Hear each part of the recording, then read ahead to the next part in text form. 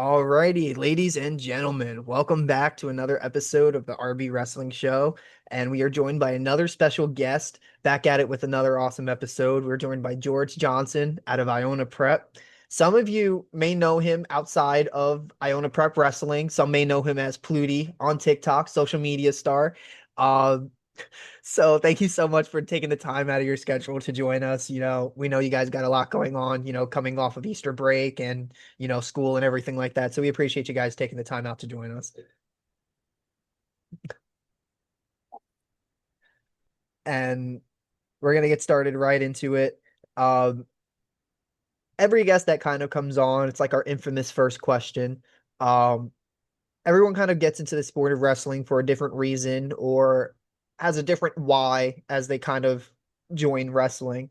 What was your initial start to your wrestling journey? How did you get introduced to the sport of wrestling? So I used to play WWE a lot with my dad, and I thought that was wrestling. So I really wanted to do it, and now I'm like I've been doing it ever since I was like 7. So it kind of just stuck with me. And that's so funny because that's kind of how I started to, where it was like WWE was big in our family. So like initially like our middle school at the time just started to put together like a makeshift team. Like it wasn't not anything that anybody knew, right? So my brother initially started and we were like, "Oh, that's awesome. He gets to like slam people through tables and everything. Like they're allowing that at like 12 years old. That's sick. Like where do we sign up?" And then we showed up and that was not at all what was going on. But obviously, you stick through it and everything and you have a bunch of fun. Um and then how far into that wrestling journey of yours did that lead you into Iona Prep and eventually going to Iona Prep?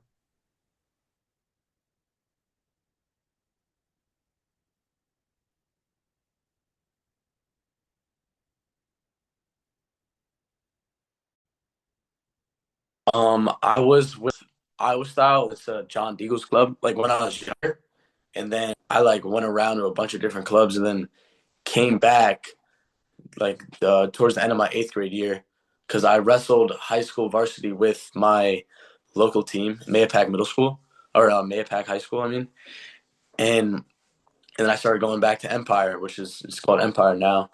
And then I think John was like, "Hey, you should come to Iona." And my mom was really pushing me to go to a private school, and she wanted me to go to Stepanak. But then John said, "No, you should come to Iona." And then I ended up at Iona. That's absolutely awesome. And Coach Deagle is an absolutely amazing coach. I've had some time, to speak to him and everything like that. And he has just like a fountain of knowledge, like where you could kind of just pick his brain and he knows so much about the sport, obviously being a former Iowa wrestler. So obviously kind of being in a room like that is a bit of a no-brainer in a sense where it's like, oh, not only do I get to go to a private school where, the education's a bit better, you're a bit more focused on because the classrooms are more condensed, so you have a better student-teacher relationship.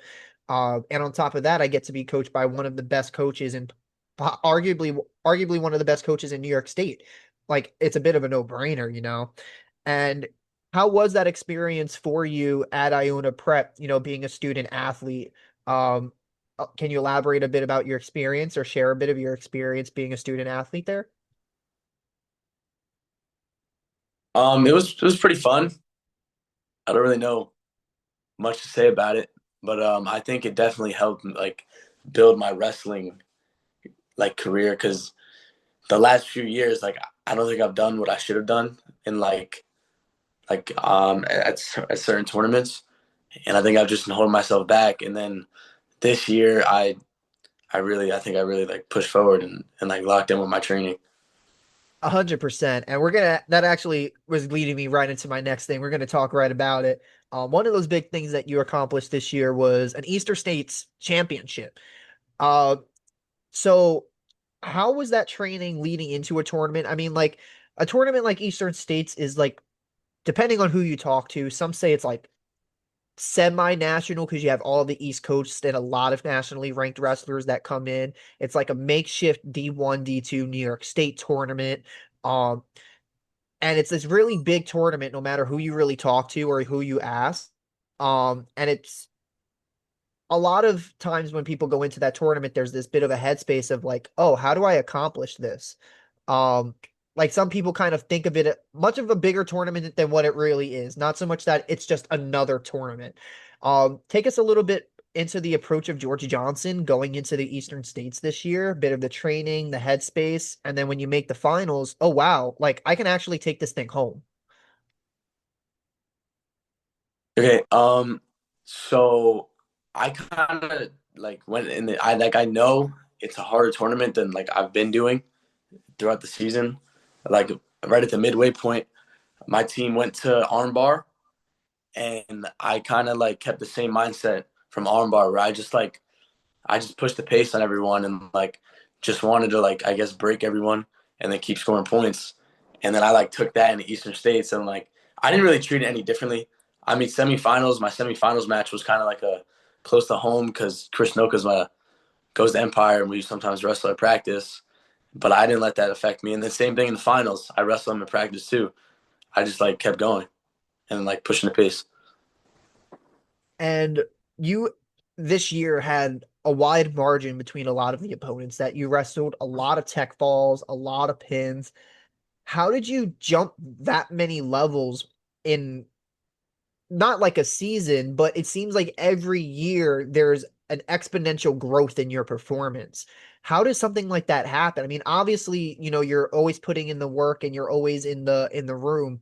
But can you share a little bit about more of the specific details that go into that? For some people at home that are probably wondering, how do I get better in the course of an off season to wrestle as well as a George Johnson? I think a lot of people think of it as, oh, I'm not physically capable of doing this. I think everyone that wrestles or wrestles a lot or as much as I do is physically capable of doing anything. It's just all like mental. Because I feel like wrestling is more mental than physical. Because last season, in some of my matches that I could be teching the kid, I could be having an exponential lead, I would slow down and just like get scared of getting scored on. Like I've gotten taken down a few times, but then me last year would have like got scared and shut it down. But me now, I just kept going. I didn't let anything affect me, and I just was ready to go. Right. That's awesome. Like, definitely adjusting the mentality. And that's usually what it is a lot of the time is the mental game, right? Not so much like you said that you're physically incapable of it because you are. It's just putting mind and body together and recognizing that you are capable of doing that and just channeling that and putting it in the work and making that possible. Um and then we go into the New York State tournament. You have an awesome run there. Kind of the same type of performance we saw out of the Eastern States Classic. A lot of majors, techs, pins, on high quality opponents. Like, this is the New York State Championships, just like the Eastern States. This is no slouch in any competition. And then you wrestle the number one guy in the nation in the finals. So you had an all around great tournament. No difference in approach leading up to that as well. I'm assuming it was the same thing, go into the tournament with the same mindset, same headspace, and wrestling the same, like don't change the game plan up at all, right? Yeah, And knowing that it's your senior year and everything like that, obviously you wanted to go out in the highest possible finish. You want to make the finals. You want to show that Iona Prep is the best school to go to for wrestling, and you definitely did that. You and Shane Deagle had great performances that tournament. Um, what do you think about, especially now that we're talking about Shane, now that I mentioned him, the future of Iona Prep wrestling? Like I said, now that you're on the way out, you can kind of take a look back, hindsight 2020, and look at what you've already accomplished, laying that foundation for future Gales. What are you looking forward to seeing out of the Iona Prep Wrestling room in the future? I think we got some tough kids that have been like kind of in the shadow of St. Francis. You know, Dorian is really tough. Fotis is really tough. We have some kids that are like training, like Malcolm, who made the Catholic State Finals Yeah, last year. I expect him to get really good at it. He's been training at Empire, so that's definitely going to help. 100%. And then Shane's gonna just keep getting better. I mean, he's a sophomore. He already took fourth to states. I think he can win it 2 times. I don't know. I think so too.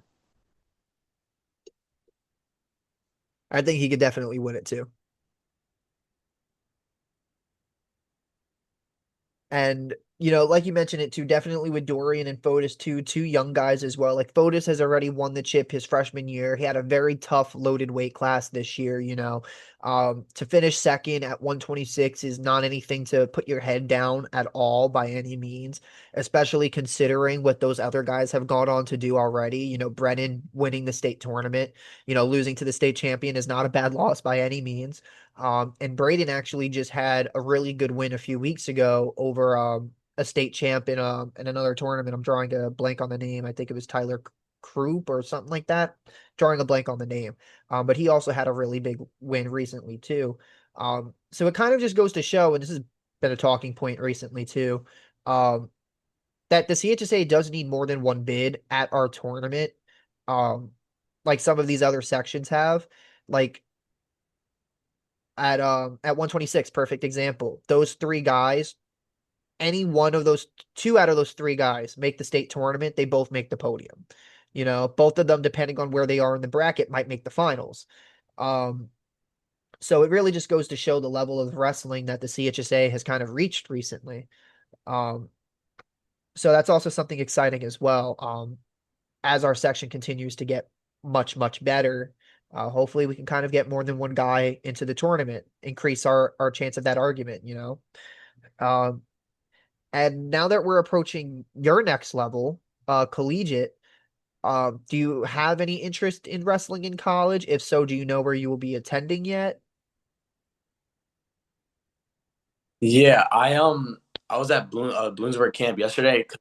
I committed there, and the coaches want me to come, but I haven't like really posted anything about it because my original plan was Binghamton, but then like I started like trying to get to know the coach, and I like decided it wasn't be the best fit for me. Mm. And then I met the Bloomsburg coaches, and they like got me really fired up and like excited to wrestle for them. So I just went with them. That's awesome, brother. So the official commit is Bloomsburg. Mm. Awesome, brother. Yep. Congratulations. That's amazing. And do you know Then what you will be majoring in yet, or are we undecided at the moment? I I put exercise science for Okay. now, but I think I'm doing like business sales, something like that. Okay, perfect, perfect. Do you know kind of idea what I know like, you're only what, 17, 18. Like the idea of what we want to do with the future is probably like how we really thought about it. Do you know what you want to do career-wise yet? No clue. No worries, no worries. Like I said, you're very young. There's plenty of time to think about it. Um, most people in college actually go in undecided and decide sometimes junior, senior year what they really want to do. So by all means, take your time. You don't have to have an answer right now. And that's perfect for especially as you're going into your freshman year. Knock out your prereqs. That's your classes that you have to take no matter what major you choose. And kind of whatever free class you have outside of your prereqs, choose to explore whatever option you're thinking of. So you can kind of dip your toes in the water and figure out what it is you really want to do without having to pay more money staying in college way longer. um, so that's absolutely amazing. Congratulations. Um, and then now those people who may be looking up to you, right? Now that we're kind of looking into our collegiate career, like I said, you've laid a great foundation for your high school career that there are some younger wrestlers who are probably looking up to you, whether you're in your Iona singlet or your red and black CHSA singlet, looking up to you going, I probably want to be like George Johnson. I want to be the next multiple time sectional champion, the next Eastern States champion. I want to be New York State placer, New York State champion. Um, what is some advice that you can give to some of these younger guys to motivate them or even give them insight into what made it possible for George Johnson? Um, Listen to your parents. Um, Even though you might not want to like hear what your dad says about like a tough match, or if he seems a little hard on you, you might like hate the sport and like take it the wrong way. but in the end, they ultimately want the best for you, even if they parents don't usually like push that message the right way. But they want you to win and listen to them. That's it. Definitely. Definitely got to listen to mom and pops, you know. Definitely like in the Bible, respect thy parents, you know. Um, they definitely have your best interest at heart, you know, even if like you said it's after a tough loss, maybe it's not something you want to exactly hear in the moment. Sometimes I know some wrestlers need 5 minutes after a loss before they can really take anything in. Um, they kind of have the best perspective outside of your coaches of what kind of happened and what's best for you. Um, and like I said, it may not always be things you want to hear, like you said, but it may be things that you need to hear, and that's what's also important. Um, and then another question, gotta ask this: how did the social media thing come about? Blowing up on the TikTok, the Plutie, how did that happen? Was that something like you just posted like one funny clip and it kind of just blew up, or was that kind of something you were trying to do on the side as just like a funny thing? What happened with that? So I used to be like a streamer. I used to stream, and I had like a decent amount of views. But then I got really busy and I couldn't stream. So I just decided to post a funny TikTok, and it like got a lot of views and I got a lot of followers from it. So like I post once in a while. And what were you usually streaming? Was that Siege? I've heard a lot about the Siege talk. I did not stream Siege because I'm good, but I don't think I'm good enough to stream it. I was streaming Dead by Daylight. Oh, okay, cool. Okay. Were you always like pallet blocking the killer? Just like jumping back and forth? I was the goat. That's all I can say. Who was were you killer or always survivor? I like Survivor better. I I didn't play a whole lot and I was not good by any means. But I played a little bit when they had like the Resident Evil crossover and like the Ghostface killer in the game. I was like, okay, that's pretty cool. Mhm. I'll chip in a few dollars and play the game for a little bit. But it's kind of like Minecraft where I played for like 2 weeks, didn't think about it for a few months, hopped back on for a few weeks and was on and off for a little bit until I stopped playing. Mhm. It's kind of Um, what I do with it. Yeah, you too? Okay, perfect. So at least it wasn't like just me.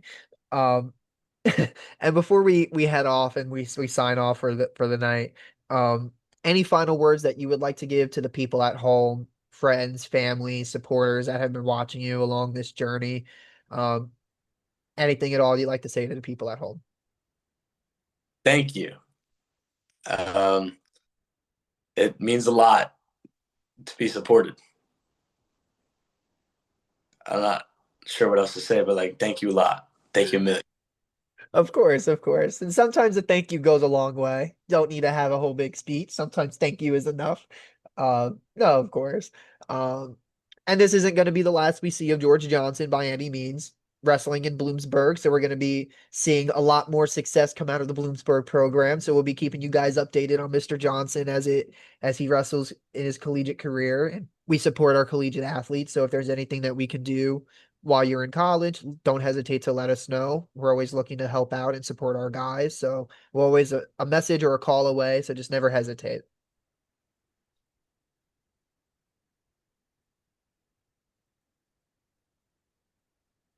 I think we just lagged for a sec. Yeah. Um, are you still there? Okay, Oh, there we sorry. go. No, it's okay. I think we just came back for a Yeah, you were second. just lagging a lot. I didn't know if you asked me a question. No, it's okay. I was just saying, like, if there was anything that you need from us going forward in the future, like to just never hesitate to reach out to us. We're always a message or a call away. So if there's anything you that you need, just to never hesitate letting us know. Hmm. Okay, sounds good. Of course, of course. And I was your host, Daniel Adams, and we were joined by George Johnson.